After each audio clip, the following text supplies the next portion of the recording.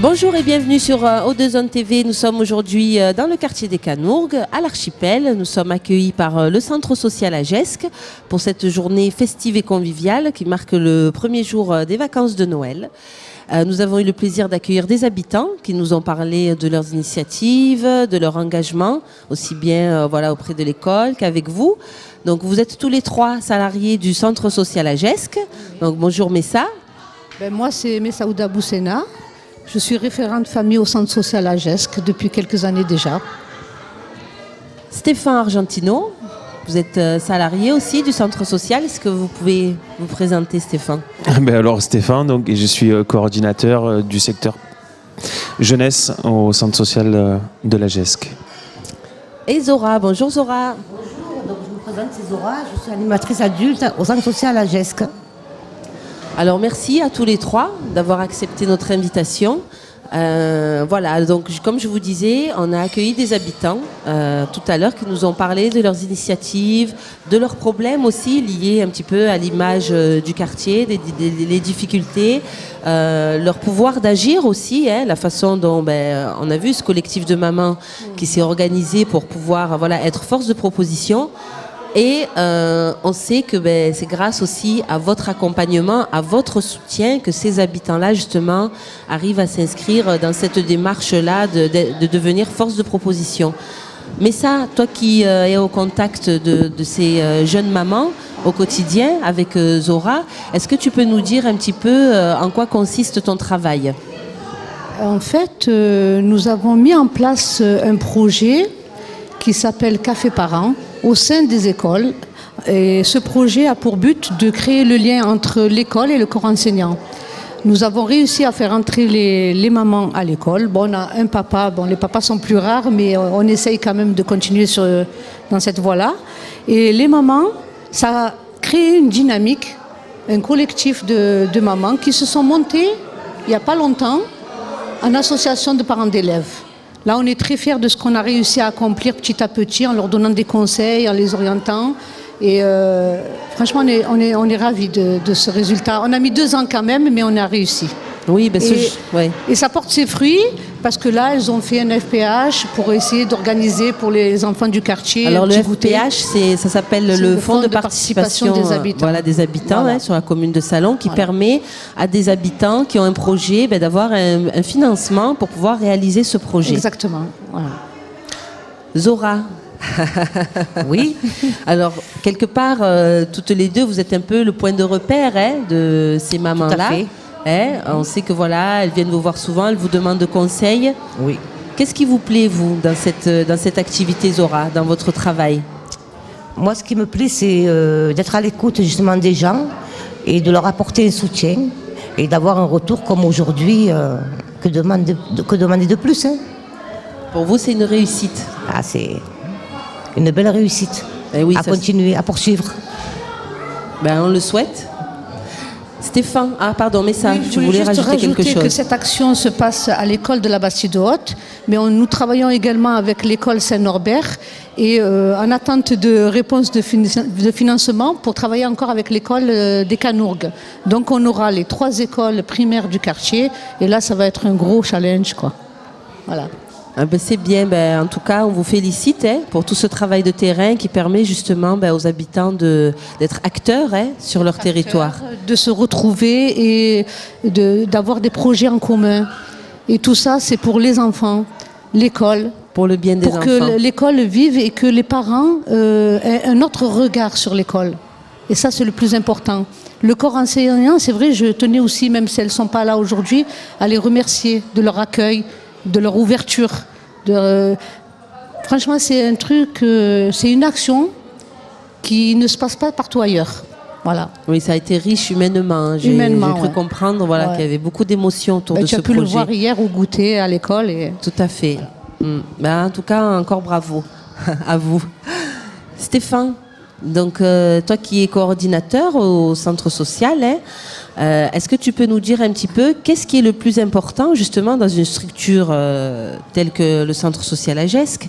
Qu'est-ce qui est important pour permettre justement aux habitants, aussi bien aux jeunes, parce que je sais que tu es beaucoup aussi en lien avec le secteur jeune, qu'aux adultes, qu'est-ce qui est important pour pouvoir justement faire comprendre aux habitants qu'il y a des outils pour que leur projet puisse aboutir?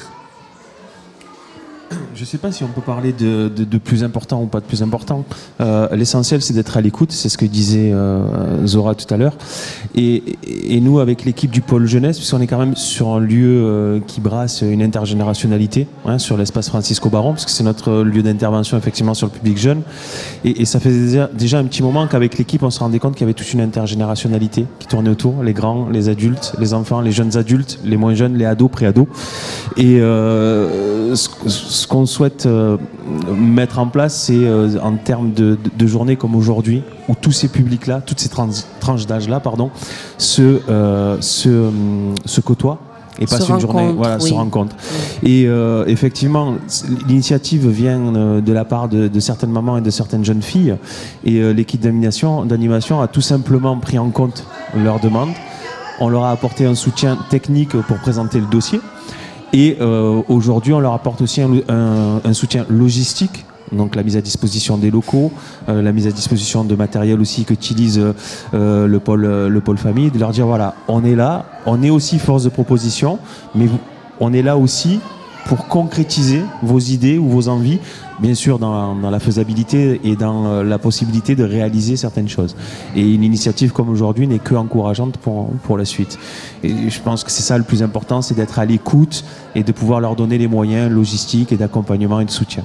D'accord. Alors vous qui avez une expertise de terrain, vous êtes au courant des problématiques et des besoins des populations.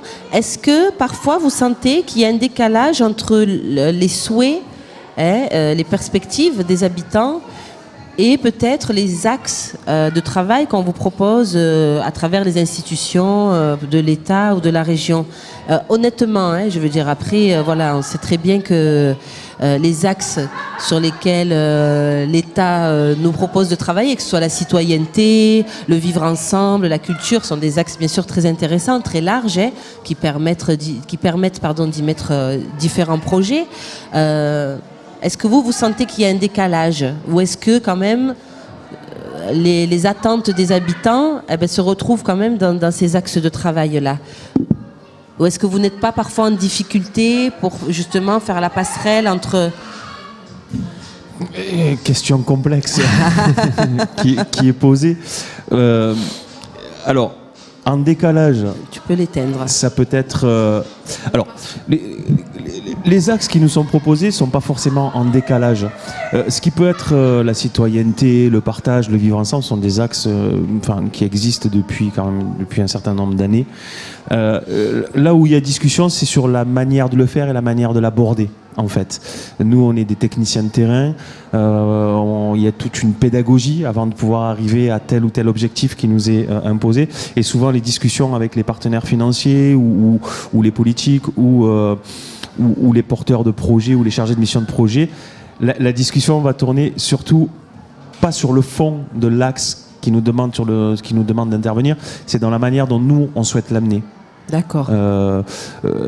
Pour exemple, sur le pôle jeunesse, par exemple, il y a toujours la fameuse problématique pour les financeurs on finance pas de sortie entre guillemets consommatoire. Mais pour amener certains jeunes du point A au point B, la sortie dite consommatoire. Il faut une motivation, oui. C'est pas forcément une motivation, mais pour nous, un outil pour faire venir le jeune auprès de nous, pour passer un moment avec lui, pour passer une journée avec lui, qui nous repère, qui nous identifie, qui a un climat de confiance, et à partir de là, on peut commencer à travailler pour l'amener autre chose. Ça, c'est un exemple concret. Et après, il y a certains jeunes qui le font déjà de manière, on va dire, naturelle, de venir aider, d'accompagner. Du coup, la sortie dite consommatoire est tout simplement un petit peu, je ne vais pas employer le mot de récompense, mais c'est un moyen pour nous aussi de leur dire voilà, de vous remercier de venir nous aider tout le temps sans qu'on vous le demande. Vous êtes jeune, on ne peut pas vous payer, vous n'êtes pas payé pour. Notre seul axe d'intervention concret, c'est de leur proposer de faire une sortie. Et ça, souvent, le problème, c'est que les politiques ou les partenaires financiers, voilà, ont du mal à saisir ça, alors que les sorties de ce type-là sont vraiment des outils pour nous de contact. Mais sinon, oui, parce que vous avez quand même une expertise de terrain dans la pratique. Donc c'est important que votre analyse soit entendue. Justement, en termes de prise de parole et de parole entendue, qu'est-ce que vous pensez, qu'est-ce que tu penses, toi, Messa, justement, de la parole des habitants de manière générale? Est-ce que tu penses que aujourd'hui, on a tous les outils pour que cette parole-là des habitants sur les quartiers ou dans d'autres territoires soit entendue? Entendu, je pense pas. On les écoute, mais c'est pas entendu. Il y a une différence entre écouter et entendre. Je sais pas. Je pense pas que ça va porter ses fruits, même si on leur demande, on leur donne la parole. C'est des choses qui vont pas se réaliser de suite. Par rapport aux problèmes qu'il y a dans le quartier, le logement, l'emploi et tout. Est-ce que tu penses que c'est pour ça qu'ils ont des fois du mal à prendre la parole quand on leur propose, qu'ils sont un peu blasés, on nous demande toujours notre avis, mais... Ouais, c'est toujours pareil, on parle, on demande, mais ça aboutit à rien. C'est pour ça que les gens, ils ont du mal à s'exprimer aussi, ou ils n'ont plus envie de s'exprimer. D'accord. C'est lassant pour eux. Ouais. Zora, est-ce que tu veux dire quelque chose là-dessus ? Sur la parole des gens, est-ce que tu penses qu'ils sont entendus ou pas? Ou est-ce que, je ne sais pas, peut-être que vous avez des idées sur la façon dont on pourrait récolter cette parole? Je crois que le souci, c'est pas de récolter la parole aujourd'hui, si tu me permets. Aujourd'hui, on leur a donné la parole. Qu'est-ce qu'on en fait après? C'est au quotidien, on leur donne la parole, on les écoute. Nous, on les écoute, on les entend. Mais après, c'est ce que dit Messa. On peut tout imaginer, c'est très simple d'organiser la parole des habitants. Je crois que la GES, ça fait 40 ans, moi ça fait 2 ans que je suis là, mais 40 ans qu'elle existe, c'est quand même une association qui est assez reconnue sur le quartier, il y a un climat de confiance. Et qui donne souvent la parole aux habitants. Qui donne souvent la parole aux habitants. Le travail est fait régulièrement avec Messa et Zora auprès des mamans. Nous, c'est fait dans le cadre de l'accompagnement scolarité avec les parents au niveau du collège, etc., ou au niveau des écoles primaires. Donc tout ce maillage-là est fait. C'est effectivement le plus important, c'est qu'est-ce qu'on en fait. Nous, notre limite, on a des limites. On met en place des outils comme aujourd'hui, autour d'une superbe journée avec toutes les tranches d'âge, avec un goûter, après avec la venue du Père Noël. C'est un prétexte justement pédagogique pour leur dire venez, on va partager un moment ensemble. Et il y a un petit coin au niveau de Francisco Baron où vous pouvez venir discuter, dire ce que vous avez à dire de manière la plus simple, la plus conviviale possible. Moi, ce qui me gêne, c'est le après. Donc ces paroles-là sont remontées, mais elles ne sont que remontées à l'heure d'aujourd'hui. Donc il faudrait des leviers pour pouvoir justement passer des idées à la réalisation de certaines choses. Ces leviers-là, c'est pas nous, on n'est pas voilà. Nous, on met en place ces outils, on récolte. O2 TV le fait aussi régulièrement, tous les jours au quotidien. C'est une fois que ça arrive à un échelon, soit politique, soit financeur. Après, là, il se passe des fois plus rien, voire un tout petit peu. Et c'est ce qui risque d'être compliqué dans les années à venir, puisque les projets sont beaucoup basés sur ça, sur la parole. Et je reprends ce que disait Messa, très bien, les gens ils vont parler, mais au bout d'un moment, je fais toujours allusion à l'émission aux paroles et des actes derrière. Oui. Donc d'accord, on parle, d'accord, on a récolté, on a fait notre travail, après, les gens ont fait le leur. Il faut agir. Voilà, les gens ont fait le leur, c'est-à-dire ils ont exprimé des besoins, ils ont exprimé des envies. Nous, notre travail, on a mis tous les dispositifs en place, on s'est allié avec des partenaires, on a travaillé en partenariat avec tout le monde. Après, ça dépend plus ni de nous, ni des habitants. C'est les personnes au-dessus de nous qui doivent le faire remonter, quoi. Eh bien, merci beaucoup à vous trois pour votre travail au quotidien au sein du centre social. Et puis, on vous souhaite bonne continuation pour encore plein de beaux projets auprès de ces habitants sur ces territoires-là. Merci. Il y a de la motivation. Tant mieux. Merci. Il en faut. Merci.